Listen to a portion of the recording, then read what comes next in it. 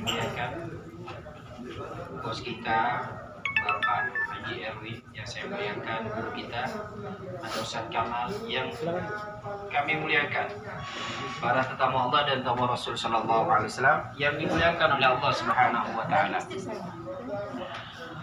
Para tamu Allah dan tamu Rasul Sallallahu Alaihi Wasallam. Kau suruh keimik kali ya. Tidak terasa besok kita akan meninggalkan kota Madinatul Munawwarah. Pastinya akan menjadi tamunya Allah Subhanahu Wa Taala. Kemudian para tamu Allah dan tamu Rasul Sallallahu Alaihi Wasallam, kalau saya bertamu ke rumahnya Pak Bos, kemudian saya dijamu layaknya seorang tamu, maka saya senang. Oh, berarti tuan rumah senang dengan hadirnya saya. Tapi ketika saya bertamu ke rumahnya Pak Bos, saya nggak ditemui oleh beliau, bahkan nggak ditemui, sudah ditinggal di rumahnya, bahkan berdekatan, bertetanggaan kamarnya. Tapi bunten, kita nggak ditemui sama tuan rumahnya, pasti akan bertanya di hati kita, ada apa sih dengan saya? Salah apa sih saya sama Pak Bos? Kok saya nggak ditemui? Saya tidak ditemui oleh tuan rumah. Itu pula mohon maaf Allah, kita sudah berkunjung kepada Sayyidina Rasul Sallallahu Alaihi Wasallam. Ada hadisnya Rasulullah yang ziarah kepada Sayyidina Rasul Sallallahu Alaihi Wasallam di masa Rasulullah seperti ini, sudah tiada seperti ini. Maka sama halnya orang tersebut menziarahi Sayyidina Rasulullah semasa Rasulullah Sallallahu Alaihi Wasallam hidup di dunia. Langsung dari sini aja ya. Kayak mohon maaf, jangan samakan Rasulullah dengan yang lain.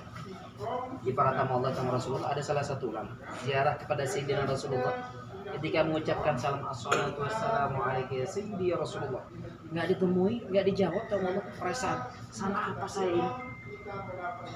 Ternyata tamu Allah ada yang meriwayatkan, ada yang menyebutkan dia makan makanan yang bukan haknya, sehingga ketika mengucapkan salam pada Rasulullah nggak dijawab. Nah, kita ini mohon maaf para tamu Allah, bukan kami ngaku sok suci. Kata Imam Nawawi tamu Allah, yang pertama kali minta ketika akan menjadi tamunya Allah Subhanahu Wa Taala, ya Allah tutup kejelekan kami. Saya yakin tamu Allah, kalau jenengan semua tahu kejelekan saya, maka sejak kemarin saya akan diusir.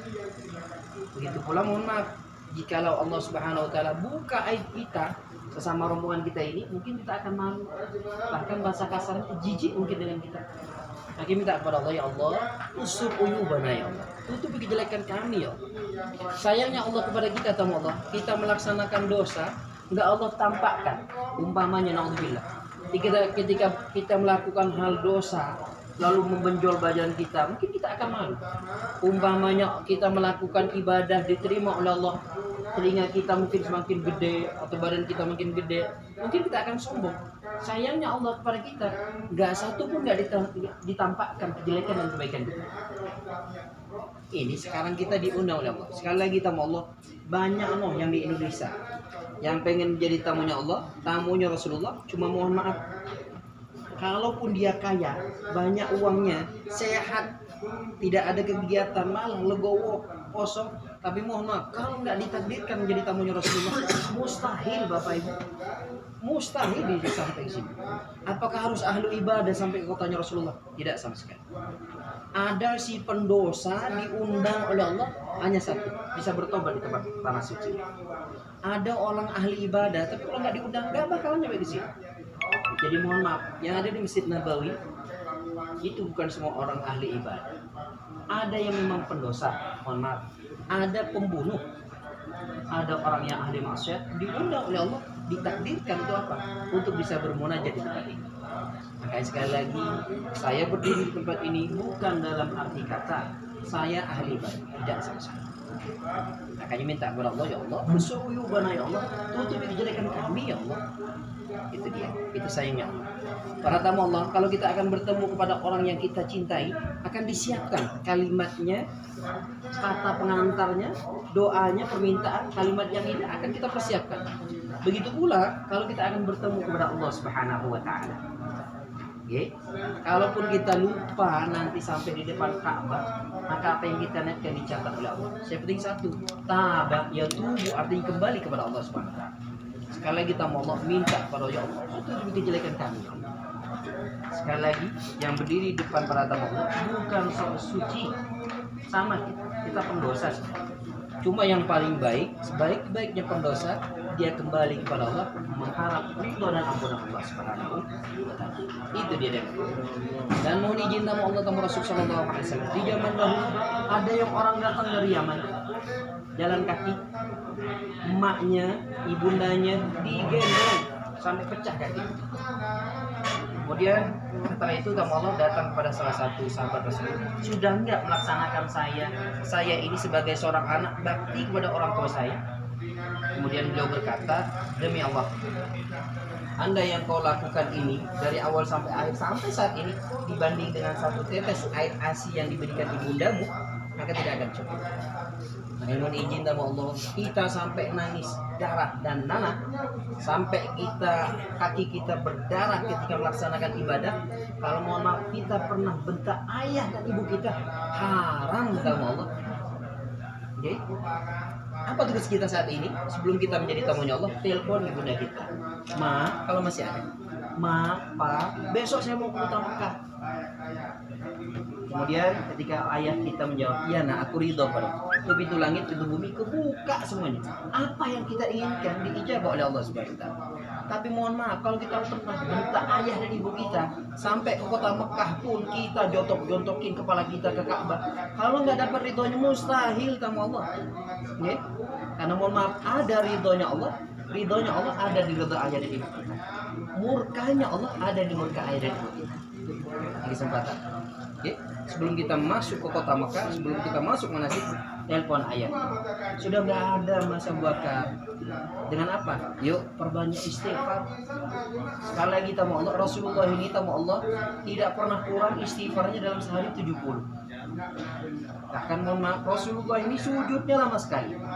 Bahkan Rasulullah sudah ahli ibadah. Tidak.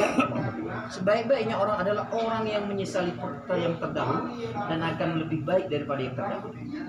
Bahkan mohon maaf, Rasulullah ini tamu Allah lama sekali sujudnya. Sehingga Sayyidatuna Aisyah penasaran, ya Rasul, bukankah dosamu yang telah lalu dan yang akan datang sudah diampuni oleh Allah? Lantas ya Rasul, sujudmu lama sekali. Sayyidina Rasulullah ini, mohon maaf Bapak Ibu, dosanya yang akan datang, yang telah terdahulu sudah diampuni oleh Allah. Bahkan sudah masuk kategori pemimpin yang akan masuk ke dalam surga. Bahkan surga tidak akan dimasuki oleh umatnya Rasulullah. Bahkan Nabi yang lain kecuali Rasulullah sudah masuk. Sudah. Rasulullah lama kali sujudnya. Kemudian Rasulullah jawaban apa? Sayyidah Aisyah, afala akuna abdan syakura. Wahai istriku, salah enggak aku menjadi hamba yang bersyukur kepada Allah? Rasulullah selalu bersyukur. Saya mohon izin sama Allah sama Rasulullah. Yuk kita lomba-lomba. Malam ini masih ada kesempatan. Mungkin selama ini saya mungkin banyak guyon, perjalanan kita saling maaf-maafan. Itu yang atau mohon maaf sama bos kita, atau kita ini kan mohon maaf para tamu Allah ini satu manajemen dengan Pak Bos. Mungkin selama hidup kita ada perasaan nyinggung, yuk saling maaf-maafan nanti sebelum kita pergi. Karena mohon maaf tamu Allah, manusia ini tidak ada yang sempurna. Hablum minallahnya kita ibadahnya bagus, tapi urusan dengan manusia kita ada salah, itu yang menyebabkan tersendat amal ibadah kita. Kayak nanti mungkin anggota kamarnya, maafin ya, saya pernah bentak bapak ibu. Mohon maaf, manusia nggak ada yang sempurna. Manusia ini tempat salah dan dosa. Kalau ada manusia yang mengaku suci, saya yakin itu boneka. Karena manusia tempat salah dan ya. Baik, para tamu Allah dan tamu Rasul sallallahu alaihi wasallam, tidak terasa besok kita akan menuju ke Kota Mekah. Ada beberapa hal yang harus dilakukan oleh para tamu. Yang pertama, laksanakan sunnah-sunnah Rasul sallallahu alaihi wasallam. Pastinya oleh guru kita Kiai Kamal sudah dijelaskan. Cuma apalah yang bisa kami lakukan? Yang namanya bawahan harus ngikutin atasan. Kata guru berdiri, ya berdiri. Kata guru cuci baju. Makanya mohon maaf karena saya bawahan beliau, muridnya beliau suruh berdiri, ya berdiri. Walaupun mohon maaf berdiri di depan beliau ini kacau semuanya. Karena beliau lebih paham dari aku. Oke. Jadi nanti ada yang kurang akan ditambah oleh beliau. Kalaupun ada pertanyaan nanti langsung pada beliau. Oke. Para tamu Allah tamu Rasulullah, orang yang akan melaksanakan sholat, orang yang akan melaksanakan ibadah umroh, atau bahasa gampangnya, kalau kita akan bertemu orang yang kita cintai, pasti kita akan membersihkan diri kita. Penampilan kita kayak ke salon dulu kayak. Begitu pula di dalam pelaksanaan ibadah umroh. Manasik ini yang pernah dilakukan oleh Rasul Sallallahu Alaihi Wasallam. Pelaksanaan ibadah haji dan umrah yang pernah dilakukan oleh Rasul Sallallahu Alaihi Wasallam. Jadi syarat memohon izin sama Allah, kita kalau bisa, kalau nggak punya ke kamar saya, ada guntingan buku, rapikan buku-bukunya, kemudian bubuluan yang ada di anggota badan kita dirapikan. Setelah itu tamu Allah tamu Rasulullah, besok sebelum subuh sudah mandi janabah, mandi besar.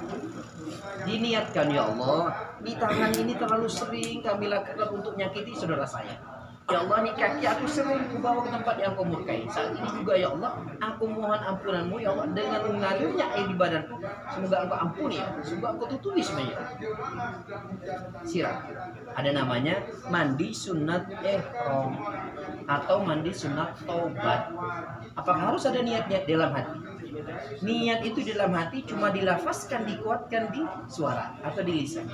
Makanya dalam hati, ya Allah, hamba pengen mandi tobat ya Allah. Mungkin di antara badan saya pernah masuk makanan yang enggak ridho ya Allah. Hilangkan semuanya ya Allah. Dan minta kepada Allah, ya Allah, tutup kejelekan kami ya Allah. Bapak Ibu, saya pernah bawa rombongan. Ini mobilnya baru, sampai di perjalanan subhanallah macet Bapak Ibu.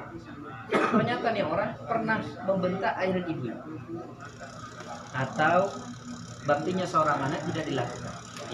Lama di perjalanan minta kepada Allah, ya Allah, ampuni dosa hamba ya Allah, terima hamba dengan segala hinaan hamba ya Allah, kami kotor datang padamu ya Allah. Itu dia. Lebih baik para tamu Allah merasa berdosa daripada mengaku ahli ibadah. Mandi sunat ihram, setelah mandi sunat ihram kita melaksanakan sholat subuh. Nah setelah sholat subuh izin, cuacanya memang sedikit dingin, pakai bajunya, jaketnya yang sudah siapkan dari akad. Kita akan ada agenda yang sehat ya. Yang sehat kita akan ada pamitan kepada Sayyidina Rasul, pamitan. Makanya kalau saya ketemu dengan Pak Bos, Bos sehat G. Ketika saya akan pulang, Bos pamitan ya. Begitu pula dengan Sayyidina Rasul Sallallahu Alaihi Wasallam. Janjinya Bapak Ibu yang ziarah kepada Rasulullah, pahalanya bukan harta, bukan jabatan, tapi janjinya Rasul Sallallahu Alaihi Wasallam yang sampai ke kota Madinah, syafaat pengakuan dari Sayyidina Rasul Sallallahu Alaihi Wasallam. Jadi para tamu Allah dan tamu Rasulullah Sallallahu Alaihi Wasallam setelah mandi sunat ihram, nanti para tamu Allah pakai baju biasa saja. Setelah pakai baju biasa menuju ke masjid, mau pakai wangi-wangian silakan. Loh, bukannya sudah mandi sunat ihram itu nggak boleh pakai wangi-wangian? Nanti kalau sudah mau pakai melaksanakan niat. Okay. Jadi setelah melaksanakan sholat subuh, setelah melaksanakan mandi, pakai wangi-wangiannya, pakai baju biasa, menuju ke Masjid Al-Haram, Masjid Nabawi, kembali sarapan. Nanti mohon tasnya sudah disiapkan di depan kamar masing-masing, dan dimohon sudah dalam keadaan berihram.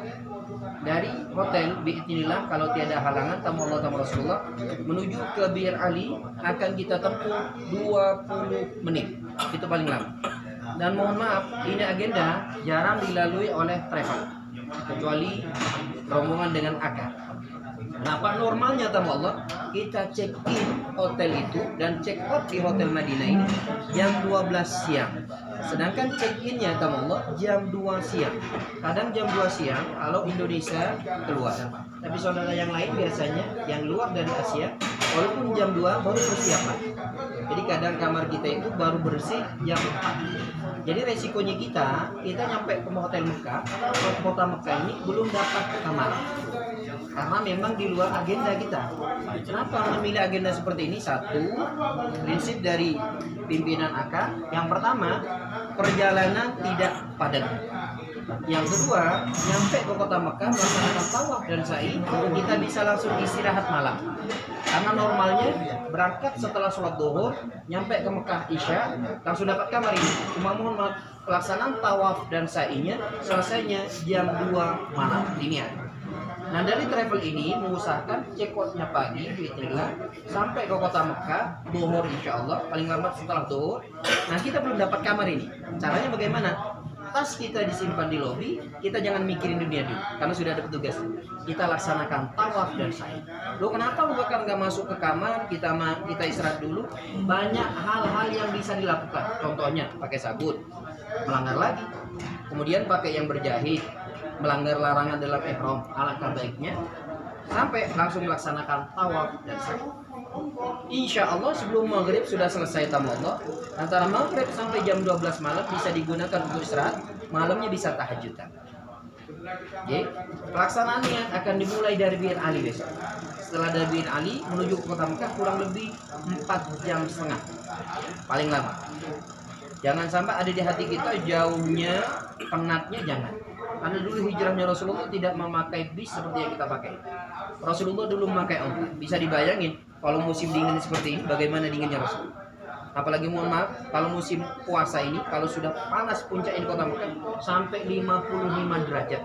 Banyak yang hidrasi orang yang melaksanakan ibadah. Apalagi kita bayangkan Rasulullah bagaimana. Makanya selama perjalanan perbanyak sholawat kepada Rasulullah. Jangan mengeluh. Kalau sudah manasik umrah ini artinya mengharamkan diri, tahu. Yang pertamanya nggak boleh, sekarang boleh. Contohnya memakai wangi-wangian, iseng umpamanya gigit kuku sudah nggak boleh lagi. Atau berhubungan suami istri. Maksudnya berhubungan di sini di WA gimana, bakal biasa aja.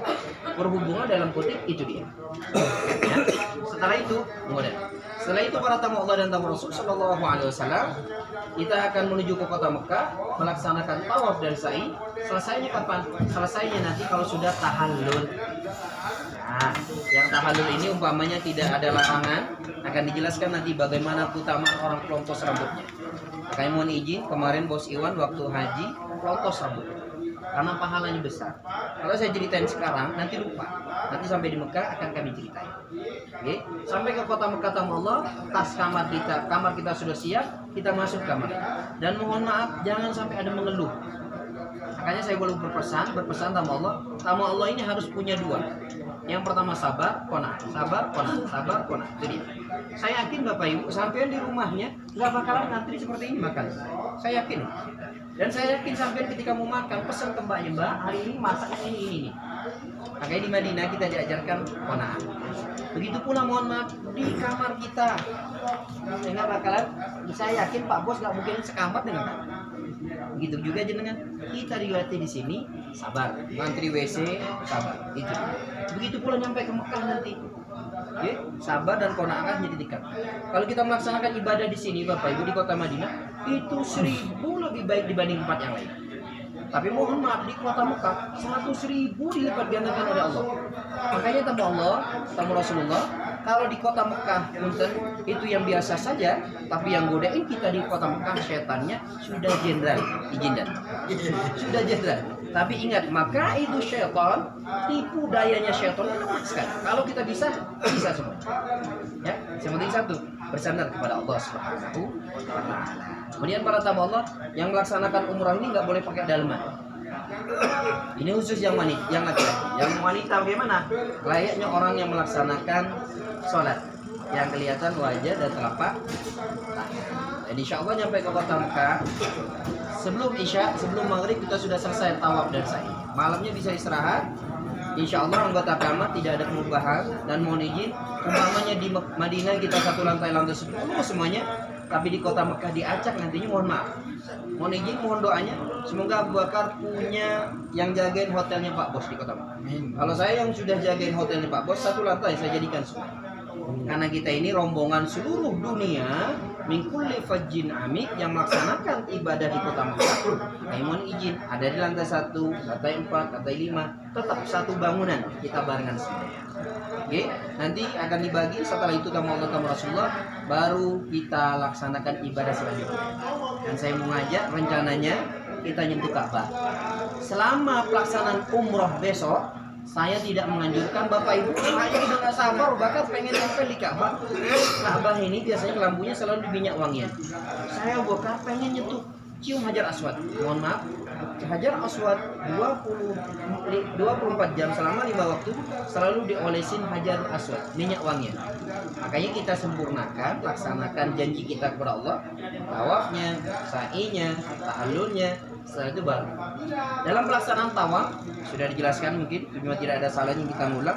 Dalam pelaksanaan tawaf ini harus mempunyai air wudhu. Nah, niat pertama dalam umrah itu niat akan dilaksanakan di Bir Ali. Sampai ke kota Mekah, kita akan cek nyimpan barang, berwudhu, kita laksanakan tawaf. Di dalam tawaf ini